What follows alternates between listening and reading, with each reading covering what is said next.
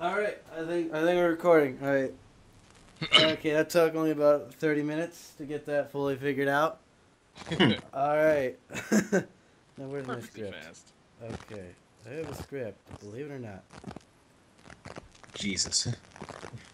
Oh, okay. La, la, la, la, la. So let's start this thing.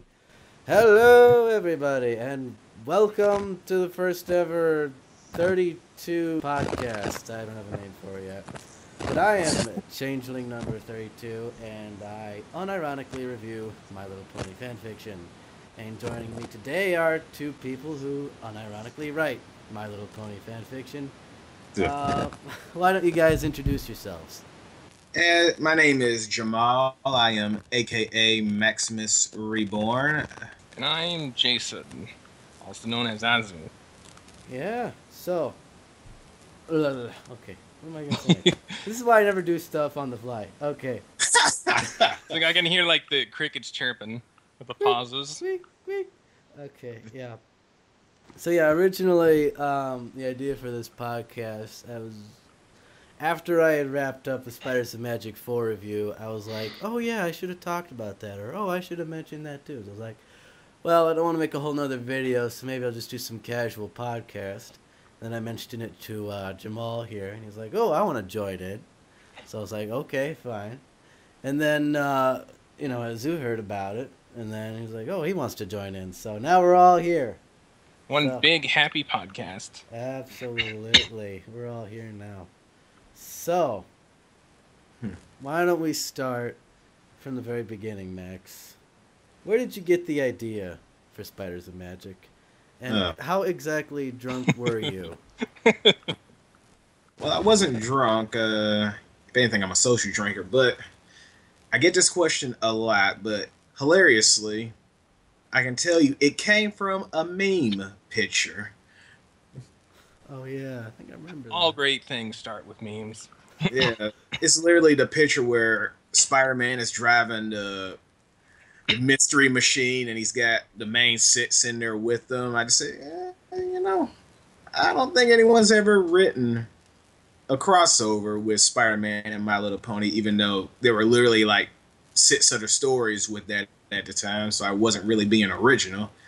But the more I thought about it, I told myself, well, out of all the Marvel characters, Spider-Man is probably, he's had the most unusual character with Batman in terms of the most unusual crossovers. Like lately, Batman's teamed up with the Teenage Mutant Ninja Turtles, which is a fantastic read. I recommend it. And Spider-Man's teamed up with Howard the Duck, Batman, Superman. The list goes on. So I figured My Little Pony, that's actually not too far out there. After all, we do have the damn pig, Spider Pig, running around, so why not? Absolutely. Just might be crazy enough to work. So, when you started writing it, what did you think the initial reactions would be? I honestly thought it was going to be a one and done type thing that people were kind of going to crap on and kind of move on. And because honestly, on fanfiction, I wrote out about 3-4 chapters for it and not too much of a response. So I just figured, and I'll leave it on the back burner. Then I found out about fanfiction about a year later.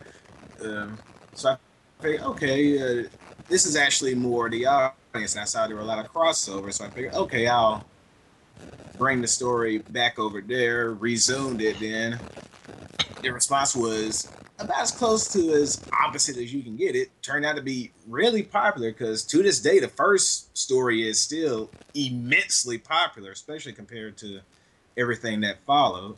Mm-hmm. Don't ask me how. So, Azu, what was your initial reactions? This sounds so ridiculous. I have to check this out.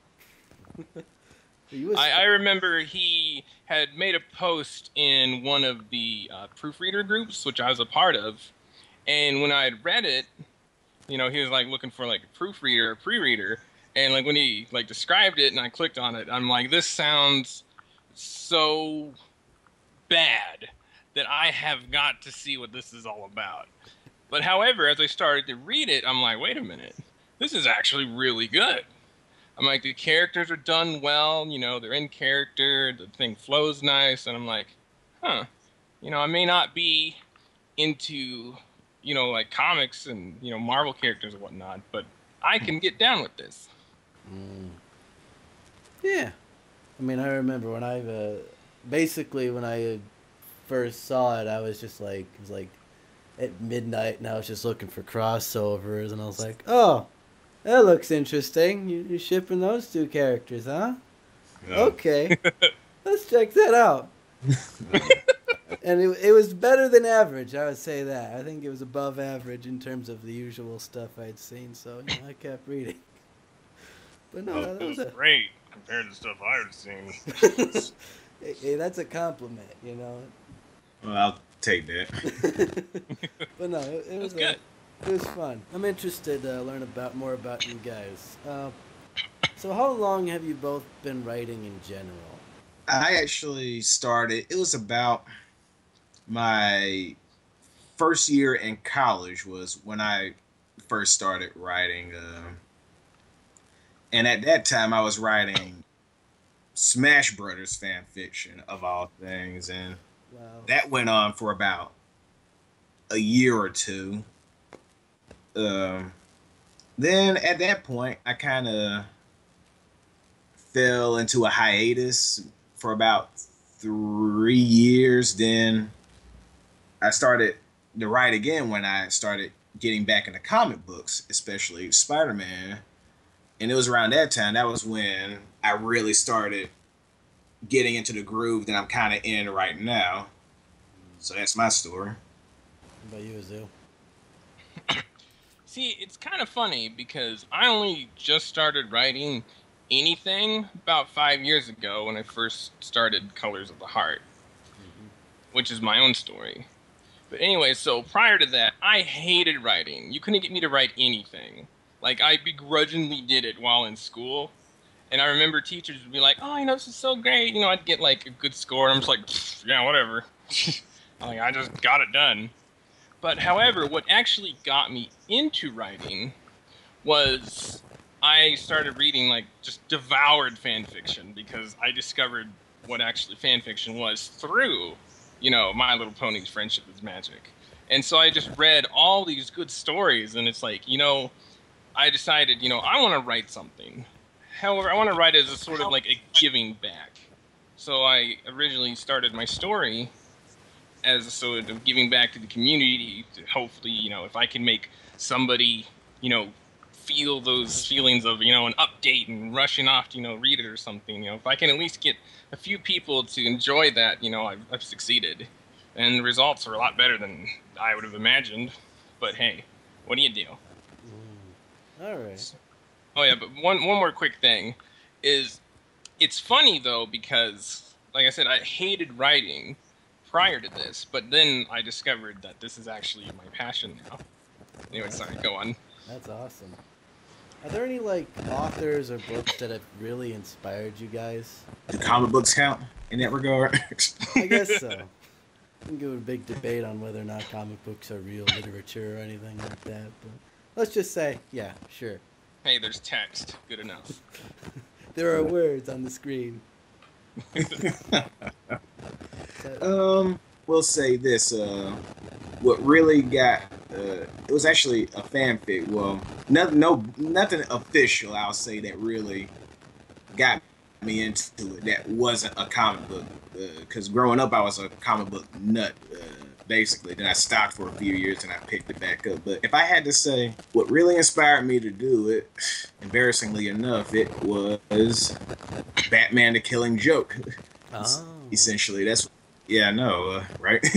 Yeah, I might have heard of that. Well, trust me, the animated adaptation doesn't do the actual comic itself justice. I will say that, but So I've heard. yeah, I won't. Yeah, I won't rant on that. That's a rant for another day. Another podcast, maybe. All right. Okay. So, this is sort of a heavy topic maybe, but what's the dynamic between you guys? What are the challenges in doing a collaboration? Uh, where do I begin? Well, I'll just put it this way. Me and Jamal are opposites in so many different things, down to like how we think about things, how we decide to do things, and like what our, focuses are within a story and how we write. It's like exact opposites. Sorry, anyways, go on. Let's go on. We're like exact opposites. He's not lying. Like it just silence, like it's like No, you're right though. I think that's part. yin and yang. Yeah, that's part of the dynamic is that he has his strengths, but he has his weaknesses, and vice versa. I have my strengths and I have my weaknesses. I think we have enough of an understanding to where, okay, if we can coexist, we can make this work, and we have, for the most part. We have our missteps, and we definitely have our disagreements. But when we do agree, it works. And when we're on the same page, it works. It's challenging at times, but I think we've made it work for the most part. So what are the benefits of doing this collaboration? The benefits. I'd have to say that, like he said, we both have our strengths and weaknesses. However, like my weaknesses happen to be his strengths, whereas like his weaknesses are like my strengths. It's like a puzzle piece being put together. Between the two of us, we complement each other's strengths and weaknesses. All right. Could you elaborate on that? Like, what are your strengths and weaknesses? I'll let Jamal go first. Why do I? Okay. You go first. All right. Well, I can definitely say, action scenes. I've heard I'm pretty good with those. Character dynamics, I believe I'm pretty decently. It also depends on the characters themselves. Like, I know a lot about Peter Parker, but I think character dynamics, action scenes, and plot, definitely plot stuff. Oh well, you do pretty much all of that. Oh well, thank you. But even though I've heard it from a certain somebody that this plot is so stupid, but for some reason it works. I wonder who that could be. Yeah. Yeah. But if I had to say weaknesses, I say, especially when I first started, it was pacing and at points dialogue. Just especially when I first started, it's gotten better. Don't get me wrong, but I'm still working on my pacing and my dialogue as much as I can. Especially dialogue between characters, like does his conversation sound natural? Because we've all kind of been at that point where you read something like, people don't talk like that. Mm-hmm. That was sort of where I was, especially when I first started. But thanks to Azu, I've kind of gotten better at, okay, this is actually sounding more like how people would act, how actual people would talk. Is it? Yeah, but I believe those are my strengths and weaknesses, if I had to say. If I have any more weaknesses, please let me know. That's what you already do, clearly. All right. Please, by all means. I'd have to say my greatest strength in writing is characters and character interactions as well as dialogue. Like, just, having two characters and having them, have like a conversation or do things together, or, just banter and such that's like my greatest draw to almost any story, video, movie, anything, is the characters themselves. Mm-hmm. And I'd say that's my greatest. And then right behind that is like portrayal of like emotions and feelings and such. And, I've been called upon on more than one occasions by friends and authors and stuff to come together like, hey, how can I have this more impact? How can I punch them in the feels harder? So apparently I've been dubbed this evil feels person. Yeah, it's funny because now when I sometimes read through those stories and something crazy happens, I'm like, Azu wrote that, didn't he? It feels like an Azu moment. If you've ever cried, got really mad, or just felt horrible, there's a good chance I'm kind of in there somewhere. While Jamal's just like, they're gonna hate you for that. I'm like, I'm already hated for this shit. What do you have to lose? All right. So what, out of the entire series, what have been your favorite moments to write? Oh, one quick thing though. My weaknesses. Oh shoot, yeah. It's like, no, I have no weaknesses. Yeah. I'm perfectly good. Infallible. My biggest weaknesses is fast-paced scenes, like a lot of happening very quickly. It's just, I can't, because I go very in detail with like describing things, because you see, I'm a slice of life writer. Mm-hmm. I write slice of life, easygoing stuff. I don't do the whole fast-paced action stuff. So I've got a handle on like flow and stuff, but once that starts to pick up, it just kind of falls apart from there. So I'd say that's my greatest weakness. And then the next would probably be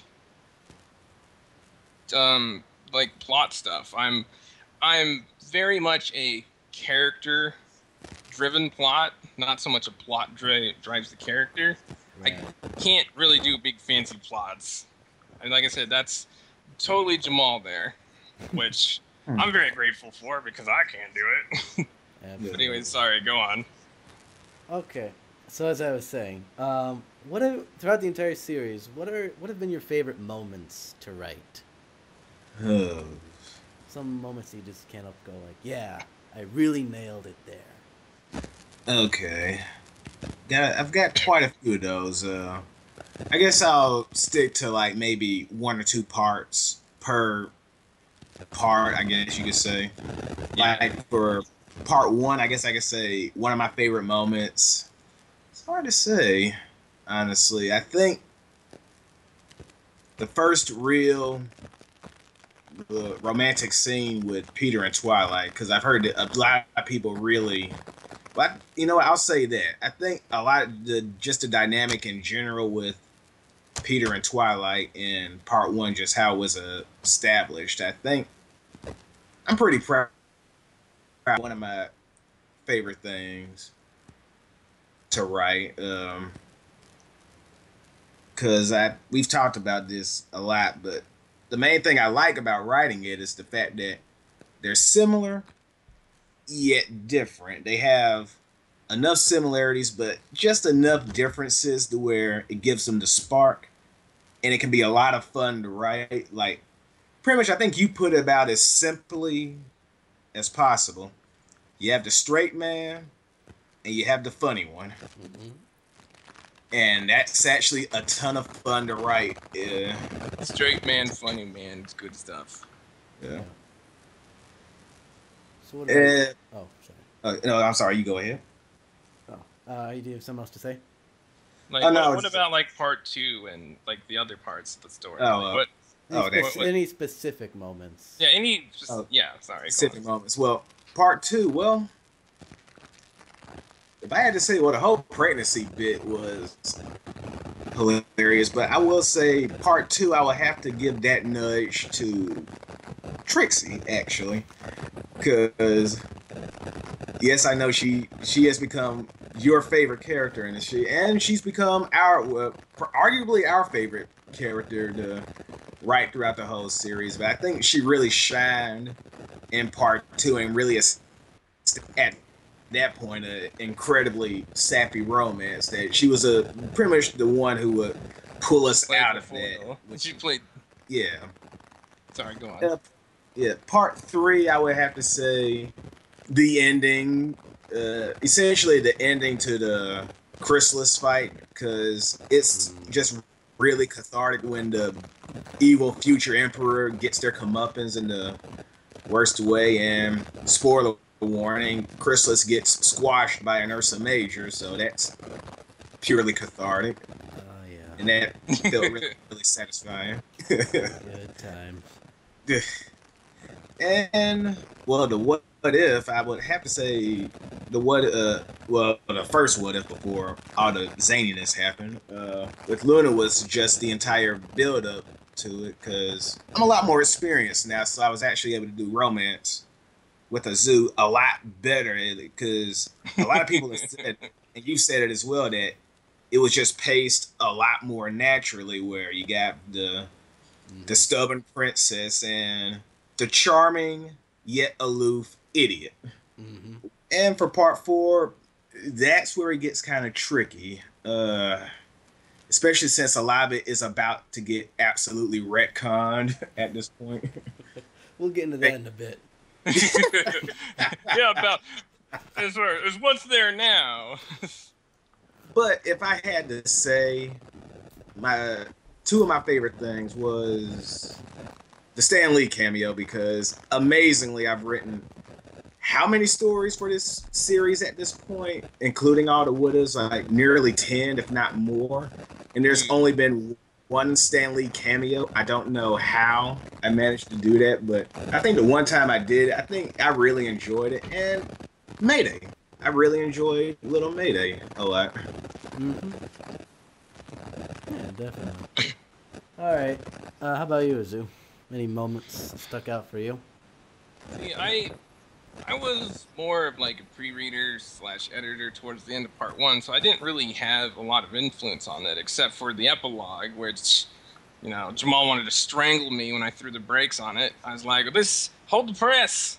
But anyway, so part two was my favorite part of that would pretty much just be Trixie in general. I kind of like kidnapped her character and wrote alongside with Jamal with his use of Twilight and stuff, and Peter. There were a lot of instances where me and him would just go, you know, line to line to line, you know, like I'd write something, he'd write something, I'd write something, you know, just down there, and had a lot of fun with that. So Trixie particularly, and her becoming good friends with Twilight, is something that I'm proud of because I worked really hard with that and her character. And even more so surprising is how well it was received. You know, Jamal was the one who's like, this is great. Anyway, so part three.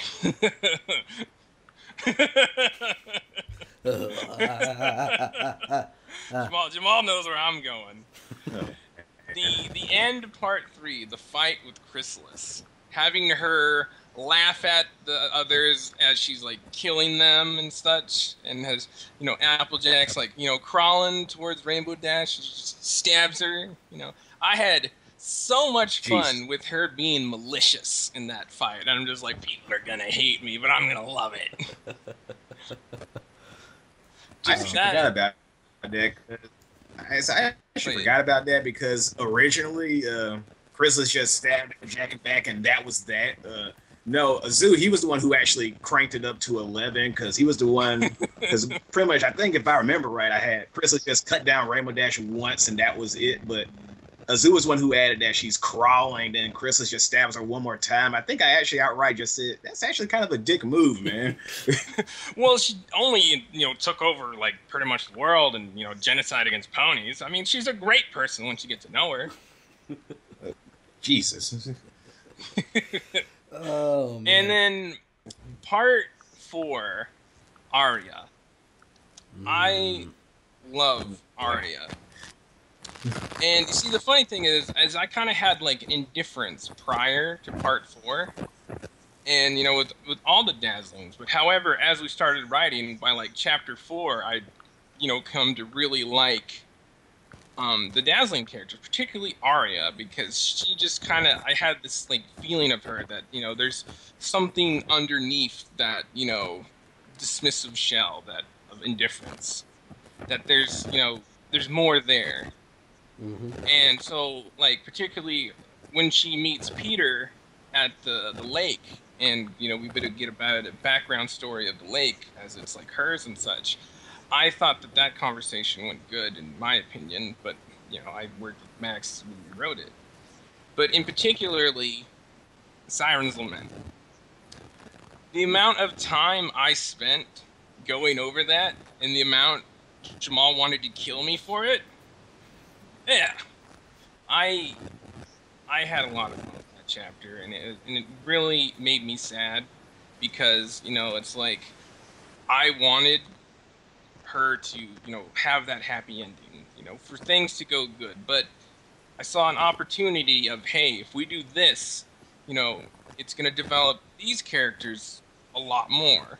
So I ended up, tossing away my favorite character for the sake of the story.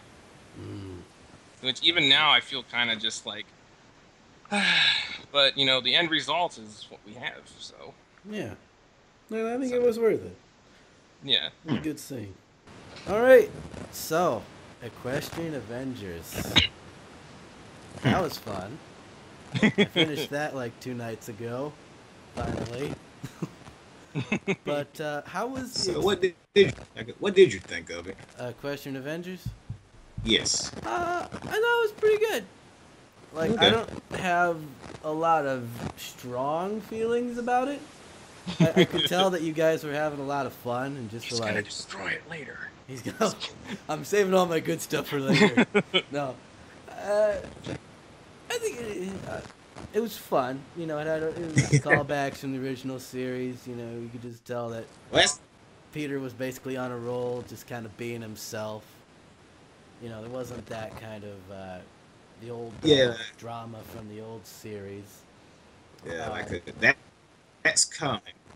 That's coming in one of probably the next story or two for the Avengers. But yeah, Equestrian Avengers, it was definitely just meant to be just let's just call it just a fun, wacky time. Because let's face it, we've been so serious up until this point. Part 4, super serious. Yeah. Well, part 3 was super serious too. Yeah. Also, it's kind of just needed a break and just go something fun and lighthearted. Kind of remember that this is a dude who was bitten by a radioactive spider who never shuts up. Let's just have fun with him. The EQG universe was fun to write. Sorry, go on. All right, so yeah, what was your experience writing that anyway? Like, how was it different from writing Spiders and Magic? Well, you go ahead.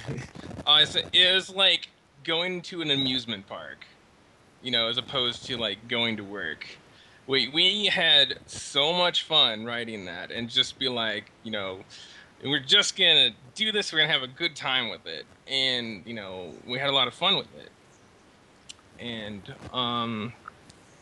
yeah. But anyways, so what do you think, Jamal? More or less the same thing. It was about as straightforward as you can get. There weren't multiple plot points. It was just okay. Peter has to go grab the fragments, retrieve his friends, and go fight the bad guys. And because I'm not sure if you know, based heavily on the actual game, Spider-Man Shattered Dimensions, which is a fantastic Spider-Man game, probably my favorite Spider-Man game, just because it's just fun, and that's pretty much what I wanted the story to be. It was just fun. I mean, we still have our serious moments here and there, but just for the most part, Peter, he's just being a fun, lighthearted jokester. And I can easily say my favorite part has to be the talking scepter. That I did not see that one coming. We had so much fun with that thing, trying to come up with the perfect lines. Yeah, I mean, oh, you can go ahead. No. You got something else to say? I'm just saying, still, the scepter was easily the best run, probably my favorite running gag. It was the cherry on top. Yeah.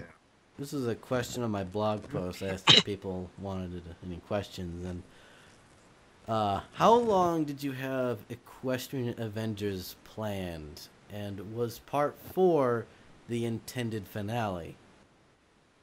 Yes. That's the thing. Originally, I was going to end. Oh, sorry. I was just saying. Just originally, I was going to end the story, but the more I kept going, I I still had gas in the tank at that point. I said, okay. And I think everyone's halfway expecting this, or halfway expecting Peter to die. Like, we can throw a curveball in there and we can keep it going. Just have it more of a metaphorical end, even though that is sort of a coward's way out, I guess you could say. I ain't afraid to kill people. Of course you're not. But it's not so much that I'm afraid to kill people. It's just the thing about killing a character is that, well, yeah, it's hard, but once you kill that character, that's the end. So that's what I would like to believe. But if you know comic books, that is so not the case usually. You kill a character, they're gone for a few months to a year, then they're back. Exactly. That's sort of why I was. Yeah. Oh, sorry. Real quick. Oh, no, I was just saying, it's ridiculous. That's sort of why I try to stray from that. Can't say much because in part 1 we did have Peter die and immediately come right back. Marvel mode. Though there was a cost at it, and I try to make it clear that that can't happen again. Exactly. But still, your turn. You go ahead. Oh, I was like saying, like you said, I was surprised because a lot of our readers are like comic readers and like Marvel's fans and stuff. So like when the Siren's Lament happened, they're all expecting something to happen, her to come back and whatnot, and I'm just like, you guys have no idea, do you? It's like when people die, they die. Oh yeah. Like I said, I'm not afraid to kill characters if it provides enough to the story to justify it. See, that's the difficult part is for the character's death to be meaningful, as opposed to what you lose by having the character still around. Yeah. Anyway, sorry, go on. Yeah, I read somewhere that basically you can bring somebody back, but you have to sacrifice something in return. There you go. So kind of like, can't just be like, oh, you just come back to life and no consequences. Sort of like the Dragon Balls, basically. Sure. I've never watched that series, but yeah, something like that. Yeah, exactly like that. All right, we found him. He's back. Let's go. All right. Oh, damn it. He died again. Let's go get the Dragon Balls. All right, we're good. All right. So now that you've taken down Spiders of Magic 4, what's your strategy going in this time? How are you approaching it this time? Well, more or less, thanks to your review, we pretty much know the problems to address. I know one big thing I can say without giving away too much. Celestia will be heavily involved. She'll actually be one of the main characters this time, so that'll help. Astronaut, we kill her off again. Yeah. Whether or not we kill her off again, that remains to be seen. But she'll be a lot more heavily involved. This will also help add to Mayday's argument, because if Celestia is right there with her, she'll have someone to bounce off of besides Discord. And we'll straighten up Discord too, because Azu, he had ideas for Discord, but at that point we have to remember that this is at that point where me and him we were pretty much about done with each other. We were on the threads. Oh man, that was some good times. It's like, are they gonna do it? Are they not gonna do it? Are we gonna finish or? It was like some soap opera. It was like, oh no, are they breaking up? Are they not? I don't know. Wait, let me get my popcorn. This is getting good. Oh, it was literally like that. It was pretty messy for a few months, and I think we could both say that it heavily influenced the writing. Yeah, because like you said in review, because the entire first part were up until up before they leave for Earth, everything was fine at that point, because it was literally right before it was it was right after Peter was defeated. That was when me and Azu just broke up. That was me and Jay. We were just done with each other at that point. That was why the whole pacing, everything just changed right after that. Yeah. And I forgot when he came back. I think it was about 12 chapters after that when he came back. If I recall, yes, we were both literally done with each other for quite some time, but we've made amends and we've grown from that since then. We've grown a lot. We work together very well now. Sometimes, just a bit of time apart to like cool your heads and think about things, is what it takes to make things better. Yeah. Yeah, that was about the same time you resolved the Luna arc. Oh man, jeez. that was an interesting 24 hours. That is right where I left. We were just starting that chapter, and that's when I walked away. So that's probably why it was a bit of a mess. But anyway, sorry. Go on. That was a very interesting 24 hours. I remember.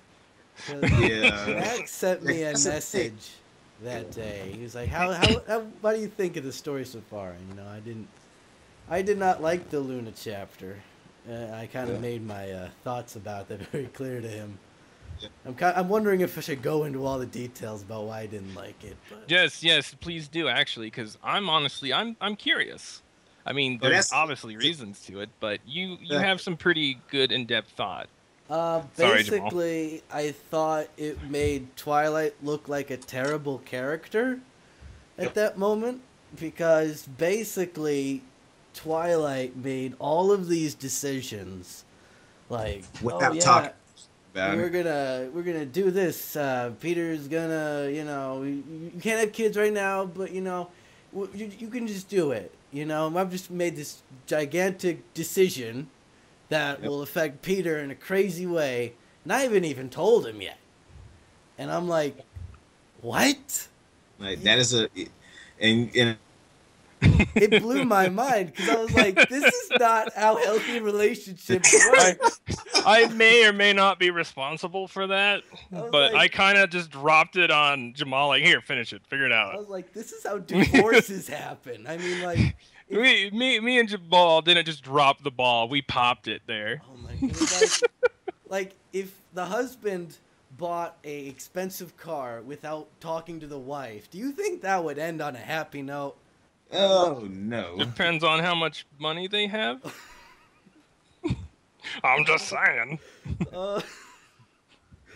That chapter really just rubbed me the wrong way, and I was like, nobody else is seeing this.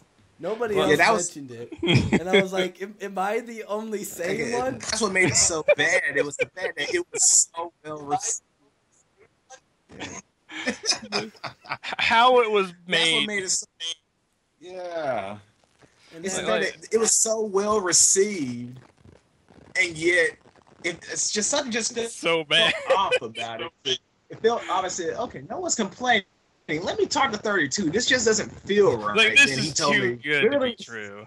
Yeah, like literally everything because I've got the private message stowed away, but what he said now is literally what he told me. I said, okay, that's why it doesn't feel right. So I immediately retconned it, and people wanted to lynch me so badly for that. I know, it was nuts, because like, you're doing the right thing. Damned if you do, damned if you don't. So it was right? like that one night, I sent him a message, and he was like, yeah, okay, I'll go change it. The next morning, he says, oh, by the way, I changed to check it out. And I was at work, and I was like, what? You changed it already? So at lunch break, I went and read it, and I was like, oh, wow, that's actually quite cool. And I'm like, and then I read all of the comments, and I'm like, holy crap. And I felt kind of responsible, to be honest. You did this! I know. I was like, what have I done?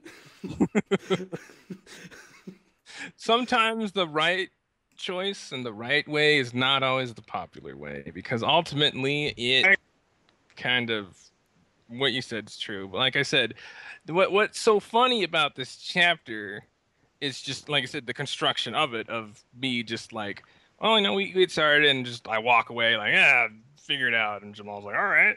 And then it's just like, oh, wait, this isn't. It's like I take responsibility for that. That's my fault. But anyway, sorry, go on. No, it's just, it's like I said, it's hilarious because like I said, it was it was Azusa that a few times. I said, okay, we could probably make it work. Luna's kind of due. We did it, but like I said, it was kind of, well, not kind of, very clumsily executed on my part. Then Changeling 32 pretty much vented his thoughts. Then, but everyone else really liked it. So I'm thinking, it still just doesn't feel right because. And at 32, Joe here, he pretty much brought up all the good points. And I thought about it. I said, well, let's face it. Since part one, this woman has obsessed over this guy. You don't want to reward someone for their obsession. Exactly. Yeah. It's like, that's not something that should be encouraged. There you go. It's like if I just go out and stalk this girl for about 10 years. You know, you're a nice guy. Okay, don't break any laws, you know. As long as you don't break laws, you should be rewarded. But I can overlook that. Sorry, go on. But seriously, kids, don't stalk. Don't stalk. They do not like it. Yeah. So, I'm sorry. That was funny. Okay. It was great, but. All right, so let's get. But now you all know. Blame 32. Yep, I am the author of your pain. Anyway, it's all my fault. Blame me. Send all the hate messages. All right, let's get into some light-hearted questions. Yeah, after we got that elephant out of the room. All right, let's go. That's all right. So, Max, what is your history with Spider-Man? It's actually pretty easy. Well, he's my favorite hero of all time. One of my top 5 childhood icons growing up. Because for me it was Spider-Man, Batman, and Optimus Prime. I'll leave it at, and the Turtles were at 4. 5 it kind of bounces, but though those are my childhood icons. Spider-Man's always sort of been at the top. I always loved his comic books. I've always liked that he was the underdog and the everyman who constantly just had the world hate him, but he constantly did the right things. I said, okay, that's actually a really cool kind of hero. He's not the strongest, he's not the fastest, he's not the smartest, but he's usually just this everyday normal dude, basically. That's why I really love the character. And despite Marvel's many attempts to destroy his character by having this man sign deals with the devil, or God, so much bad. But despite all that, I still love the character, and I still collect many of his comic books, and even got a box load of a lot of his adventures, stuff like First Shocker, First Sinister Six appearance, and stuff like that. Yeah, I love the character. And what do you have any history? That's my history with Spider-Man. Oh, Spider-Man? That's the hero with the web thing, right? Yeah. Might have heard of him. Oh yeah, he's in this story. Yeah. Like I said, I was never into comic books. I still don't read comic books. I've never been into the whole superhero thing. You know, it's like when you stop and think about it, it's like, why are you here again? I don't know. I'm just here for the characters. Mm-hmm. But yeah, I didn't really have any history with, Spider-Man prior to this, as just simply knowing who he was. It's actually now I've come to really like, Spider-Man, and have, checked out a few comics here and there because of interacting with his character so much, curiosity. I want to know more about him, Mm-hmm. And research, You're cutting out. Max is cutting out. That's me. My bad. So one of my users wanted to know, Max, what is in your Spider-Man collection? Do we want to know? What is in what's in my collection? Well, I got the box here. I can He's got a box. pull it out. He's got. How big is this box? Yeah, I literally. It's it was slightly bigger than a shoebox. If you go to a comic book store, you see these boxes. Like I said, I got a Amazing Spider-Man. This is issue number 19. Just a lot of stuff like that. My favorite issue number 50, the Spider-Man No More issue, just stuff like that. Because in case you don't know, if you watch Spider-Man 2, it's heavily based off of that. And Jesus, I can go on. Issue number 59 and stuff like that. And I've got a lot of his games. I've got most of his DVDs. I just wish Fox would release the entire 90s series on DVD, but they haven't done that yet. We're only done like bits and pieces. But I got, but as far as the Spider-Man collection, just a ton of vintage issues and stuff like that. Even his team up with Howard the Duck, I have that. So, it gets scary. I know what you think. Nerd! Nerd! Hey, you're among friends here. But that's some of my collection. It sticks to that area, just vintage comics, a lot of his current issues, even though I've stopped about a year ago, mainly because it's really starting to get bad. I'm kind of waiting on things to kind of get back on track before I pick back up with Spider-Man, because I'm serious. Right now, Marvel, they kind of turned the guy into a Tony Stark light. Why? Yeah. Just why? Because they can. So, what's your most prized possession? My most prized possession regarding Spider-Man? Yeah. I will definitely say, I'll send you a picture of it. Is the actually really good condition, nearly mint condition, issue 50. I'm taking a picture of it now and I'll send it to you, and then you can post it to the video or whatnot. See it in all its shiny glory. Yeah, it's issue 50. Yeah, issue 50, mainly because it's my favorite issue, and it shows that, hey, not every hero is infallible.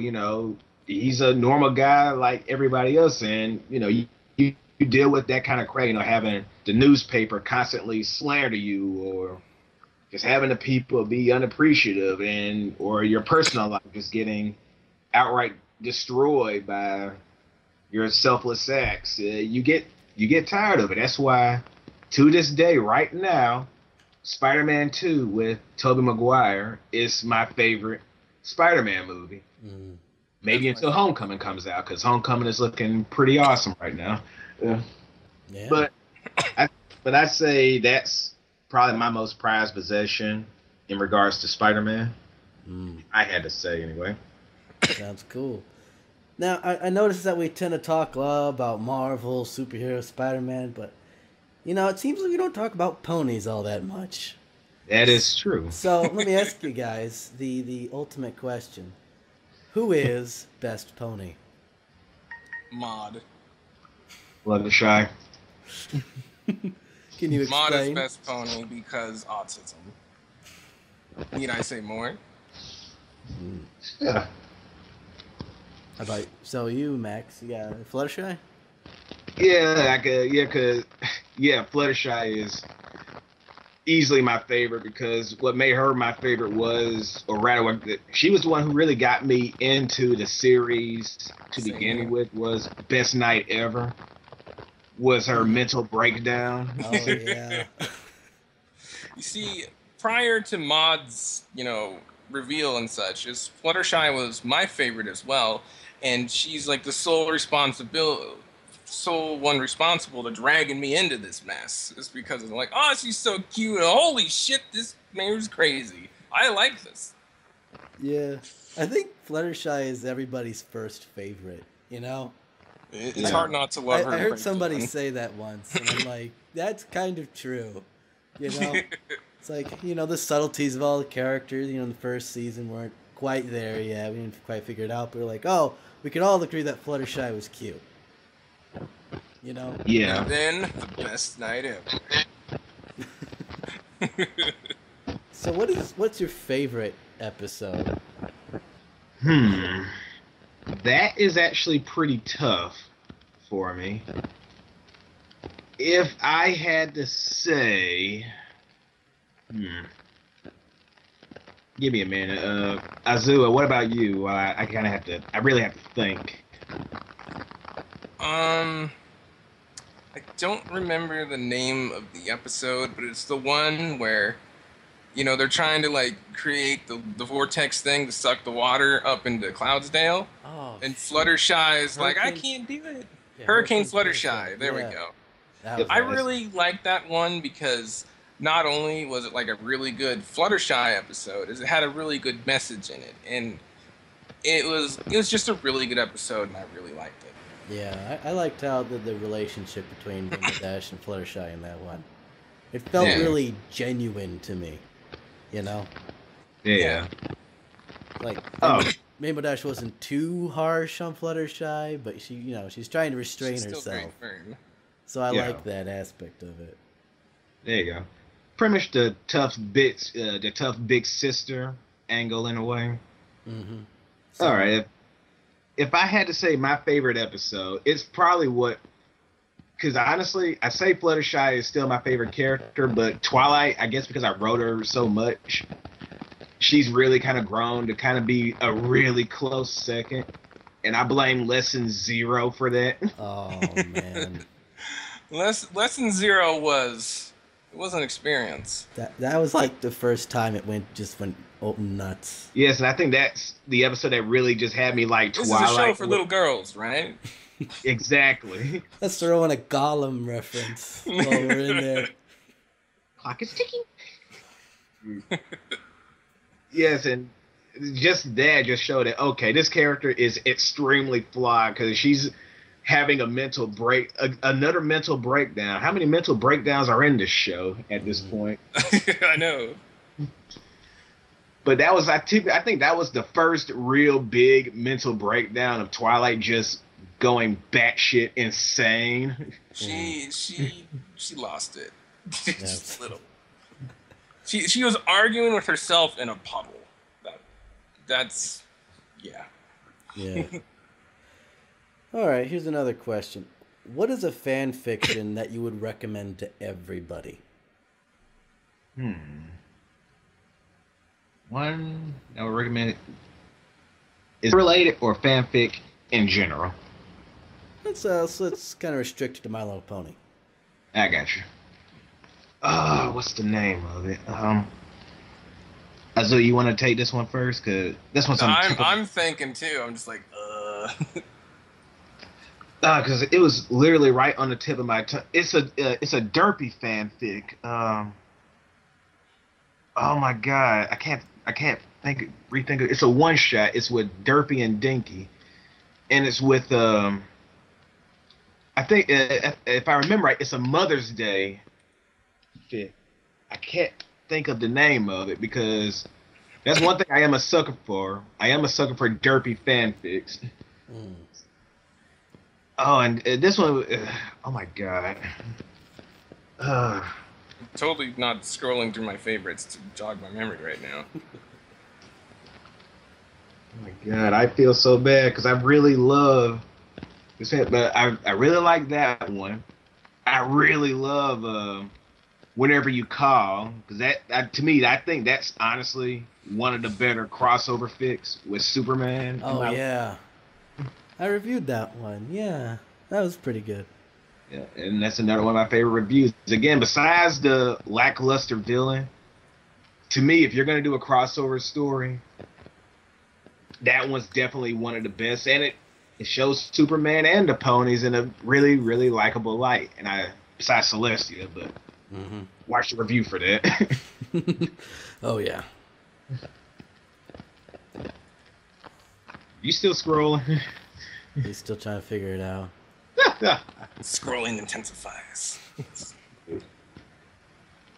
What about you? Yeah, what about you? We'll take this moment to turn the spotlight towards Changeling. Yeah. I think I mentioned this before in one of my previous videos, but probably Piercing the Heavens. Piercing the head. Oh, the Soarin' and Rainbow Dash? Yeah, the Soarin' Dash story that's over 1 million words long at this point. Jesus. Yeah, it's longer than lengthy. basically the entire Harry Potter series put together. I think it's longer than everything I've written. I think I'm close to 1 million, I think. Yeah, the author's kind of insane. He's like, oh yeah, I just wrote a 27,000 word chapter. I might cut it down a little bit. Split that into 2, you know? So, 27,000. God. He's insane. Long for me is 10,000. I think that's as far as I've ever taken it. Yeah. But it's just like, the dude just takes his time on everything. Like, it's like super slice of life.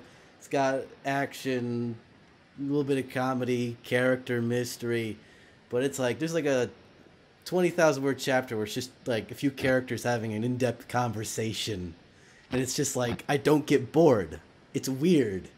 But I would highly recommend it if you're interested. See, there's no such thing as too much dialogue. There's just bad dialogue. Have you figured it out, Azu? Yes. Sorry. I would have to say Memory Pending by Kira Burros. This was the story who got me into fanfiction in general, and I refer to this person as my mentor because he essentially taught me how to write. As I was so grasped by the story and I liked it so much, as he was one of the first authors I really reached out to, like, hey, you know, I really enjoyed your story, and we just got to talking from there because he's a very talented writer, and the story speaks for itself. You know, the ratings speak for it, you know, the views, and when somebody did an algorithm, like a heat rating algorithm some way time back, you know, his story took top of the list, and everyone's like, who's this guy, and what is this story? Mm-hmm. You know, and I thought that was actually pretty funny. Yeah. All right, so here's a question. Memory Pending by Kira Burros. All right. Shameless plug. Sorry, go on. All right, so here's a question I just came up with. I thought it'd be kind of fun. So, if you had to rewrite the original Spiders of Magic, but with a different superhero, who would you choose, and who would be the love interest? Oh boy. Two choices. If not one, then the other. Batman, even though he's been used to death, or X-23. One of those two. If it was Batman, I'd have his love interest be either Rarity or Fluttershy. Because Batman, he's the brooding, type, my parents are dead kind of guy. Yeah. Yeah, I know Fluttershy has the compassion for it, and Rarity's pretty nice too. But then again, I think she'd also like the money. But I'm underselling her. Yeah. Oh, not to mention Fluttershy has already turned into a bat once. There you go. Oh, it's destiny. It's destiny. There's a theory she still is too. Oh, you never know. Somebody make it happen. Fluttershy, Batman, romance, crossover. We got this. Next story gonna happen. That might be my next crossover legitimately, since I'm closing shop on this series. So maybe. Well, who would be the love interest if it was X-23? That's where it gets tricky. I want to say, if I had to pick, honestly, Coco. Just someone, and again, a very soft-spoken character. I think would be good to kind of help mold the edges. It'd be between Coco, and I can't think of too many guys, at least soft-spoken guys in the series that would be able to calm her. She's essentially a female Logan, and you need someone kind of soft, very flexible, soft and flexible. Yeah, soft and flexible. There you go. And someone who can kind of put their foot down when need be. You think like Big Mac or something? See, Coco just fits the bill so well. Yeah, that's true.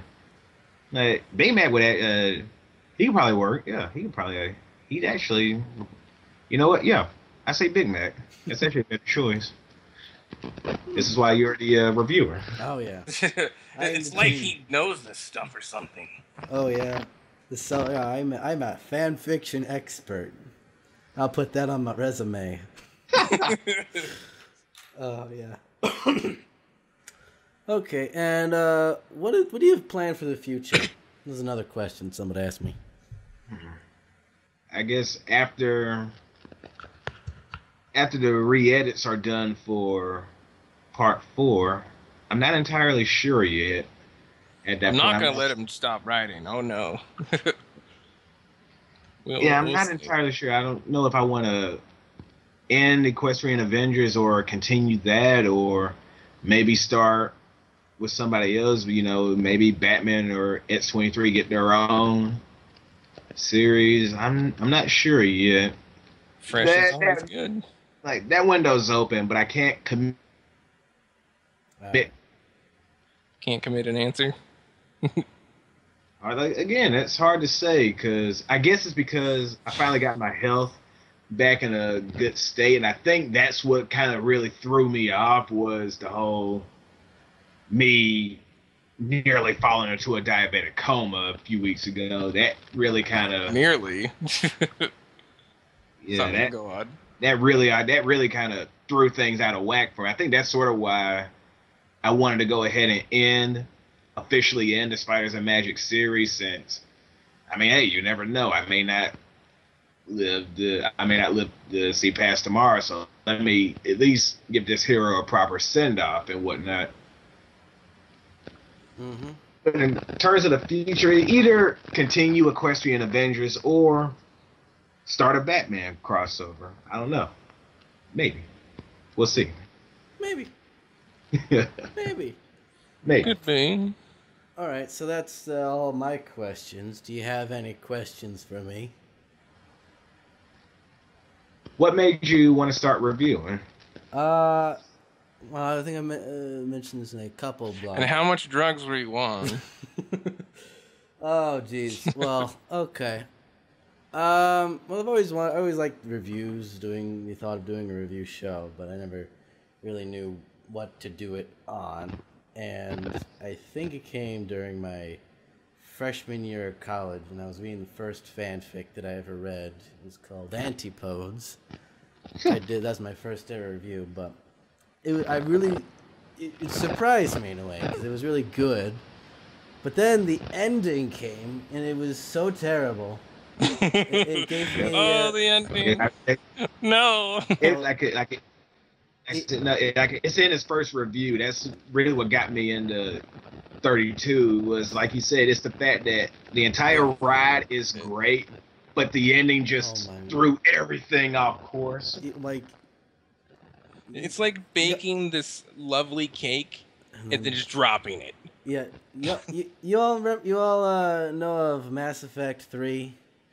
How could you not? I just played the entire trilogy, and I finally see what the entire fuss is about. That game put me in a 3-month depression. Yeah. And when I read the story, I had a small relapse. Yeah. For a day though. It was only a day, but it gave me that relapse where I was like, I hate everything. You have PTSD. and I just kind of knew from that moment that I had to review it. So I spent the next year basically writing a script for it, and I always ended up hating it until I got a good microphone, which is what I'm using right now for my birthday, and I was like, I'm just going to do it because it was driving me nuts. So I put it together, and I basically got no views from it. It was great though. no views. Good. Nobody's gonna see this horrible thing. But well, it's my favorite. That's any consolation. yeah, but It was good. let me tell you, when I got my first subscriber, I was jumping up. I was like, somebody read this. Somebody liked my stuff. It was one of the happiest days of my life. Honestly. It's like somebody cares and likes what I did. I know. So yeah, then I came across Spiders and originally I wasn't gonna review Spiders and Magic first. I was originally gonna do this Dragon Age crossover that I actually really liked, but that was about when Dragon Age Inquisition came out. I was wanting to hit the release date to kind of do with sort of get them both, have it out at the same time. But I missed that deadline. I just lost my motivation. And then Spiders and Magic came around, and it was just so, I don't know. It was so interesting to talk about, And that's why I give credit for Spiders and Magic. It's always interesting to talk about, I always have so much material. It's great. It's like, I've got videos for days with this one. That's I guess it's sort of like you said in your first review. Is like this is pretty good somehow. It's like, this shouldn't be, but it is. Yeah, despite the incredibly stupid premise, it turned out all right. Like I said, that's how he drew me in. Is how this is dumb. It's like, I gotta see this train wreck. Yeah, exactly. And then there was like this brand new, like, shiny steam engine train. Like, not bad. All right. Any other questions? Well, what's your favorite moment of the entire series? Now, I'm assuming the way you eviscerated part 4, we can just throw it out the window. That part 1 is still your favorite out of everything so far? Because part 1 and part 4 have their strengths and weaknesses. I'm trying to think my favorite moment. Is it the crying? So much crying. Yeah, oh my, yeah, that... I never would have guessed. It was just one of those things I noticed while reading it. I was like, wow, someone's crying again. Wow. It started to become more funny than dramatic, honestly, after a point. So I just had to mention it. But in hindsight, I agree with you. But it's just one of those things that when you're writing it, you don't think about it until after someone points to that. I remember watching your review. I said, there's not that much crying. And really counted the time the city he cried. And then multiple times you bring up Uncle Ben, he's in tears. Whenever you bring up Gwen Stacy, he cries. Twilight's crying, Applejack's crying, Fluttershy's crying, Luna, crying. you too, yeah. Luna's crying. Hey, Luna, don't get me started on Luna. but you see, that's when part 2 came along, and I'm like, you see, Jamal, let's make a something slice of lifey without crying every 5 minutes. that was a crash course in slice of life. Oh yeah. And Whoa. Trying to think. There's some the stuff with Trixie in part 2. I love that stuff. Part 1, I really liked. I think I liked the final action bit, the climax to that. I thought that was pretty good. What about just fighting the goblin all across the city when that's right, when it was Sunset, Twilight, Luna, Peter. Yeah, Spike was already gone at that point. It was essentially those 4. Oh, and Felicia. Then during the final bits, it was down to 3. Peter, Twilight, and Luna during the final bit. But like you said, that was just a big, long... I think they literally fought for like 2 chapters straight, if I remember right. No, but yeah, I like that. It's a good drama in there and action that was actually somewhat easy to follow. So I love that part. I thank you. Any other questions? What was your favorite part of part 4? I love the sirens. That was probably one of the So what is your general thoughts on the sirens and stuff?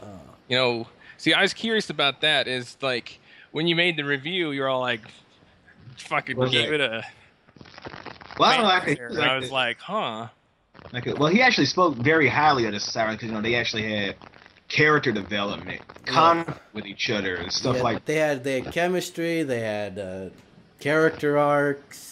There was kind of like, oh, are they good? Are they bad? You know, it sort of integrated into the overall story. So it felt really well thought out, and it kind of had its own payoffs emotionally, and it was just like unexpected too. You know, it's like the Dazzlings. They do the catchy songs, you know, but you found a way to elevate that, and I like that. Like, it's just. Like, I mean, I don't like to, like, steal the show or anything or, you know, like, say, like, oh, that was all me. Yeah. But it's like, I quite literally kidnapped these characters from Jamal and just kind of thought up this thing with them and followed it really closely. Yeah. You know, in part 2, it's like I did a lot with Trixie, and then part 4, I did a lot with these 3. Mm-hmm. And it's just, like I said, I just had fallen so much in love with their characters that I thought about this like every day, all the time, and how this is going to happen. Mm-hmm. You know, so it's like I said, it's like I don't know, it's like, how do I say this without being arrogant and sounding like it'd be really bad, like I'm just like pushing Jamal aside? But I think you get what I'm trying to say. It's just. Mm-hmm. I had a lot of fun with them, and I was very proud of them, especially how it turned out. Yeah. Yeah, I think it turned out well, yeah. And even now, Sonata's become a personal favorite to write at this point. Oh, and just one thing is... Sonata and Aria. I swear, Jamal had to, like, beat me with, like, a newspaper so much. It's like, I wanted to ship those two so bad, but he wouldn't let me. It's like, but the chemistry and the characters, no, but like, no. Okay, like, it really wouldn't have mattered anyway. You're gonna kill Arya. We don't. Still would have happened anyway. And then like, as it like happening, can I at least hint that there was no? Okay. Well, I think it was still pretty emotional though. So. But like I said, in hindsight, I see like how it all put together. But it's like, I don't know. I just liked how their characters' chemistry was. But you know, like I said, that's just me. Mm-hmm. Yeah, I also like Mayday too. I thought she had some really fun parts too. Oh, Mayday! I'm surprised we haven't really talked much about her. Yeah. Yeah. I had like this whole like subplot going with Mayday and Discord and such, and it kind of fell through at the end, which led to the wonderful stabbing being not as good as it could have been. Mm-hmm. You see, it was supposed to be a lot more to it than that, but like I said, you know, it just didn't end up that way. And one of the biggest moments with Discord, and I actually was talking with you in a private message about it, on how I'd planned to, you know, do something with him that would lead into it, and that kind of fell through. So it just kind of derailed the whole thing, and like looking back, you know, like I shouldn't have suggested it. So I'm responsible for that one. Yeah. Like if I could do it again, I would, but I would do it so much more. Well, technically ours. Yeah, you do have a second chance. You know that, right? It's good luck having me convinced Jamal. He'll kill me. But no. It depends. We both firmly disagreed on the whole stabbing thing. Like, even right before this call started, we were still debating on how stabbing should go. I firmly disagree with it for personal reasons, and he's still going with it. We were both on completely opposite ends of the spectrum on that one, but we'll figure it out. Yeah, like I didn't mention this in review. I don't know if I talked to you in the private chat, but one thing that I did notice that sort of I didn't really understand is that you built up her powers quite a bit, but then she never uses them. She doesn't want to use them. Well, it's like at that point, if you're gonna say, oh, she's gonna walk on walls, she has spider sense, but then never ties into the narrative, so it feels almost pointless.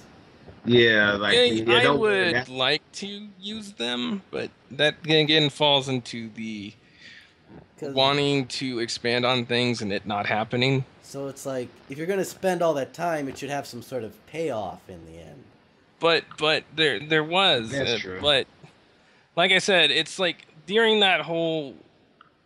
Like I said, there's this whole part there of, there was so much like expansion and, like I said, it was a mess. It's like there's so much that like I wanted to do, he wanted to do, we didn't agree on, and it just never got more in depth. That's why, like you said, in your review, it's like felt very rushed / glossed over. Yeah, it's not it's that, but it's also the fact that, let's face it, part 4 compared to part 1. Part 1 was still very, for the most part, straightforward, despite having multiple things going on. It was still relatively straightforward. Where part 4, there was a lot going on, and I think just amidst all of that, and I still say it wasn't too much. We could have did it.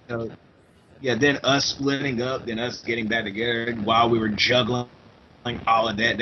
And it showed that everything kind of just it molded together, and not in a good way. It's like everything sort of just got thrown into a blender where some things were started, but some things were unresolved, like Mayday's powers. I forgot we were actually developing them.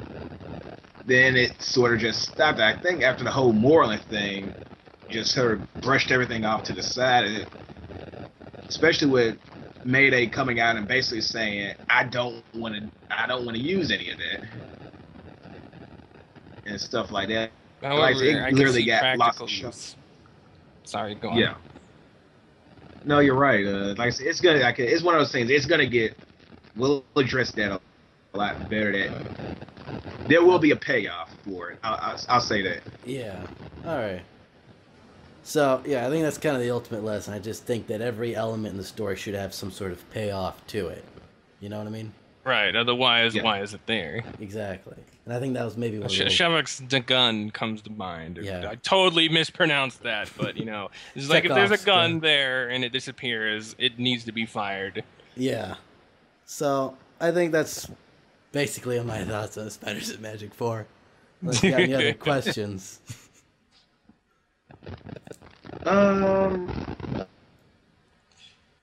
Actually, I have one. Right now, though, I think that's everything I can think of for. Oh, what is your question? I have a question. And now I forgot. Must not have been very important. But yeah, that's nothing I can think of. I think for the most part we've covered everything. If there was one thing you wanted me to write, what would that be, Changeling 32? Would you want me to continue Equestrian Avengers or start with a new hero, or you see what would you have? What I would like to see from the Equestrian Avengers, something that I kind of was hoping to see, is an Equestrian Avengers story that isn't necessarily focused around Peter. Don't worry, that's coming. That's because it was like when I first heard you were doing Equestrian Avengers, I was thinking, oh, we're finally going to be able to maybe shift focus a little bit, because it's always just been Peter Parker. So I'm like, I guess what I want. We've had a conversation about this. It's like I'm kind of just want a little variety, something different. You know what I mean? Yep. You got all these crazy, wacky little characters, and it's like it always just comes back to Peter, and I'm like, I don't think he's a bad character, but I wouldn't mind if he was in the background for once, There you go. So, don't worry. Like I said, the next part that's coming up, he won't be involved at all. Like I said, if anything, he'll be pretty much off doing something else, because that's what I think that's also what I'm probably feeling, and why I felt the need to end Spiders Imagine. I think that's also why I want to do Equestrian Avengers. Like, okay, that's why I'm slowly, gradually bringing in more Marvel characters now, because we got another one on the way, and Azu mentioned it, and I'm debating on who else to bring in, sort of to help. Not like we know Peter's the leader, but we need him kind of in the background. We don't want this to turn into sort of like, say, it's sort of the Dragon Ball Z, where Goku was always in the forefront, that no matter what happened, it always came back to Goku, no matter what. Yeah. Despite there being a very colorful cast of characters, it always came back to him. And that's sort of what I'm trying to break away with the Equestrian Avengers. And mainly the first, Shattered Dimensions, pretty much just used to kind of help us. It's like an introduction in a sense. Get to know them. That's right. I think I talked to Azu about this, but I will say this: we're going to do a short story. We're going to do more of the short stories. So I know we got one in plan for Umbra, pretty much show her entire background and how she's coping and all. It pretty much she'll be the focus of the next story, since she was actually, I think she was the most well received out of all the one shots, if I recall. Oh yeah, she was cool. I liked her. But I think that's all the questions we have for now. I don't know. Maybe we'll do this again after the revised Part 4 comes out. and he eviscerates us a second time. Round 2. I don't know if I can take any more bleeding, man. I barely survived this one. Let's just beat a dead horse, huh? A dead pony. Gee. Well, thank you guys for coming hopefully it won't come to that. We've learned from our mates. Yes. We've learned a lot. All right. That's awesome. Anyway, thank you guys for coming around. But thanks a lot. It was fun. Yeah. But I enjoyed it. Yeah. All right. What's the proper way to end this? All right. Thanks for listening, everybody. Goodbye, I guess. That awkward ending, though. Oh, yeah. Yep. Okay. See you around, guys. Don't do drugs, kids. All right. Stop his head. Don't do drugs. Quote the Fantastic Four movie. Remember that? Jesus Christ. Fan Four. No. It was the other fan. It was like the 2005 one. Like Ben Grimm, like the thing. Oh, God. He was like, don't do drugs, kids. Oh, you're talking about, oh, God. Oh, you're talking about that one. Yeah, the other one. Don't do drugs, kids. We'll see you later. Did I just make an obscure reference? Oh, my God. Yep, that movie exists. I helped you remember that. All right, with that note, we'll see you all later. Yeah, thanks for watching. If you're still here, maybe, I think.